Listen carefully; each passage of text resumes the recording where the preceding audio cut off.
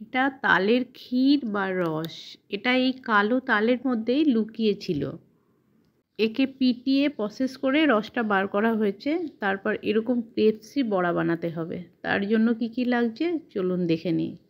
লাগছে তালের রস, সঙ্গে খানিকটা চিনি, নারকেল কোড়া, পরিমাণ মতন চিনি লাগবে, একটু সুজি দেব ক্রেপসি হওয়ার জন্য, আর ওপর থেকে অল্প ময়দা দিয়ে দেবো, বা আটাও দেওয়া যায়। যারা ময়দা খান না তারা আটা দেবেন।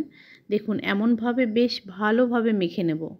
মাখাটা কেমন হয়েছে দেখুন, খুব ভালোভাবে মাখতে হবে যেন সবাই মিলেমিশে একাকার হয়ে যায় সেরকমভাবে। ব্যাস দেখুন মাখাটা এরকম হয়েছে।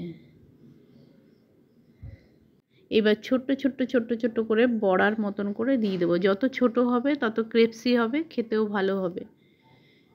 ওপরটা খুব ক্রেপসি হবে, ভেতরটা হালকা নরম হবে, তালের গন্ধটা থাকবে। খুব বেশি সুজি দিলে কিন্তু এটা পাওয়া যাবে না। বড়াগুলো এরকম হয়েছে, গোল গোল, বেশ ওপরটা ক্রেপসি, ভেতরটা নরম। মিডিয়াম ফ্লেমে ভাজবো, বেশি বাড়িয়ে দিলে পুড়ে যাবে। আর তালের ওই রসটার মধ্যে, মানে বড়ার যে ক্ষীরটা ছিল তার মধ্যে আমি খানিকটা দুধ দিয়ে কটা মালপোয়া ভেজে নিলাম। দেখুন একটু দুধ দিয়েছি, একটু পাতলা হয়েছে, একই ছিল ব্যাপারটা। তার মধ্যে একটু দুধ দিয়ে পাতলা করে এমনভাবে কিছুটা মালপোয়া ভেজে নিলাম। বানানো ঝামেলা আছে, তবে একেবারে অসাধারণ টেস্ট।